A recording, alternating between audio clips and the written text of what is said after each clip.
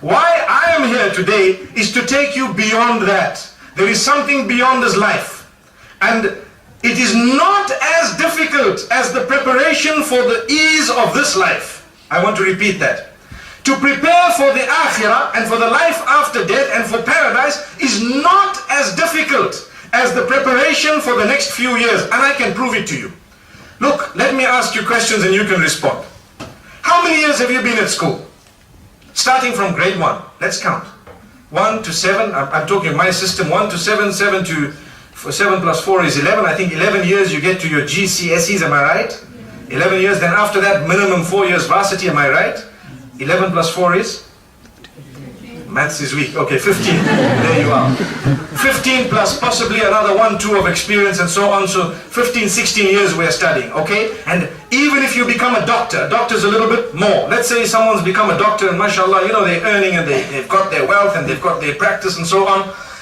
They need to get points. They need to learn some new, the developments every now and again. They need to be registered. They need to attend conferences and they need to attend seminars and they get their points and so on every single year. And it's so difficult and they need to work. How long do they need to work? If you see a practice of a doctor, does it say there, open 5 times a day for 10 minutes? Does it say that? Does it say that at any doctor's practice? What does it say? Open 8 to 5. We may not even close for lunch. The doctor has his sandwich behind. Hang on a second, I'm coming with a stethoscope. And he goes back, he's got his sandwich there. Sorry, yes. It can happen, depending on how busy he is. And what has he done that for? He's ready to work from 8 to 5. Imagine, 8 o'clock to 5 o'clock. So much pain, but for what? To be able to live from 5 o'clock to the following 8 o'clock. That's all. That's it. That's it. And half that time he'll be fast asleep. Allahu Akbar.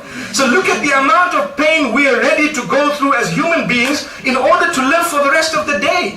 And we work whole week in order to get the Sunday off and we can then go to Alton Towers or somewhere, mashallah, you know. Subhanallah. Why? And that also happens how often? How often do people go to these amusement parks? Once a year, twice a year? And we were sweating throughout the year in order to make one trip to Malaysia, mashallah. One trip to Thailand, Phuket, very beautiful, scenic, mashallah.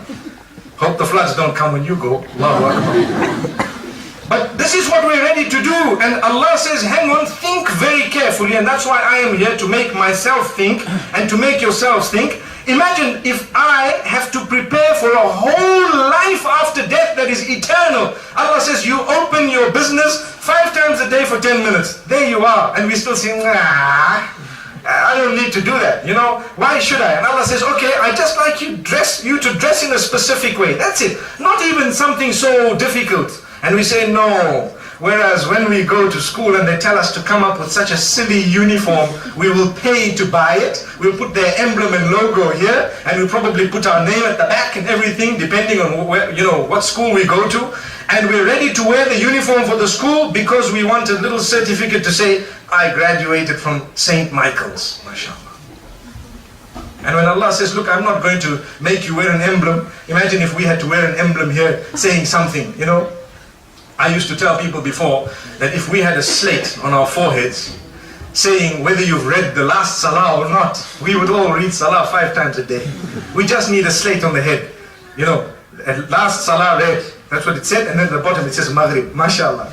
It says, imagine if someone says 3 years back Asr.